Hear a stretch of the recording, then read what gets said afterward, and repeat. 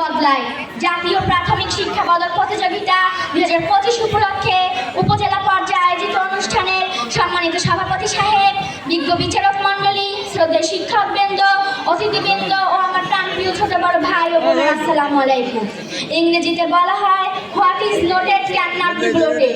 তাই ভাগ্যের চাকা ঘুরে আজ আমার ভাগ্যে নির্ধারিত হয়েছে আমার মা সম্পর্কে কিছু বলার জন্যে। সম্মানিত সুধী, মায়ের কথা মনে হলেই স্মৃতির মণিকোঠায় ভেসে ওঠে মা কথাটি ছোট্ট অতি, কিন্তু জানো ভাই, ইহার চেয়ে নাম যে মধুর ত্রিভুবনে নাই। সত্যি পৃথিবীতে সবচেয়ে মধুর ডাক হচ্ছে মা। আমার কাছেও আমার মা সব থেকে প্রিয়। মাকে ছাড়া আমি একটি দিনের কথাও ভাবতে পারি না, কেননা আমার মা বাঙালি পরিবারের এক চিরন্তন করুণাময় স্নেহশীলা সর্বাংশহা মা। তিনি যেন সকল দুঃখ জয় করে সকলকে শান্তি ও স্নেহ দানের দায়িত্বে এক শাশ্বত মাতৃমূর্তি। সংসারে যার ছায়াটা, যার উপস্থিতিটা সর্বত্র বিদ্যমান, তিনি হচ্ছেন আমার মা। কথায় বলে every mother loves her child. আমার মা এর ব্যতিক্রম নন। তিনি আমাকে খুব আদর করেন, সবসময় আমার কল্যাণ কামনা করেন। আমার মাই আমার শিক্ষা জীবনের প্রথম শিক্ষাগুরু। নেপোলিয়ন যথার্থই বলেন, আমাকে একটি শিক্ষিত মা দাও, আমি একটি শিক্ষিত জাতি দেব। আমার মা বিএ পাশ করেন, চাকরি করেও তিনি ঘরের নানা কাজ করেন।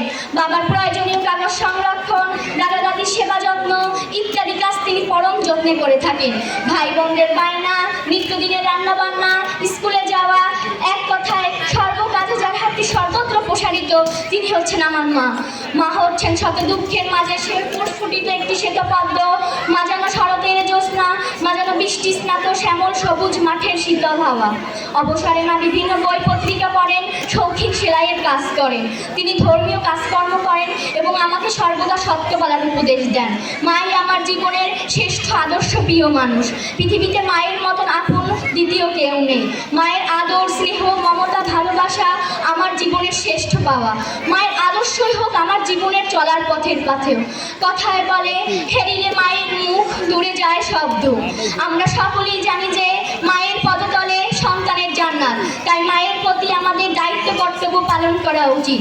আমি আমার মায়ের দীর্ঘায়ু ও সুস্থতা কামনা করে আমার সংক্ষিপ্ত বক্তব্য এখানেই শেষ করছি। খোদা হাফেজ।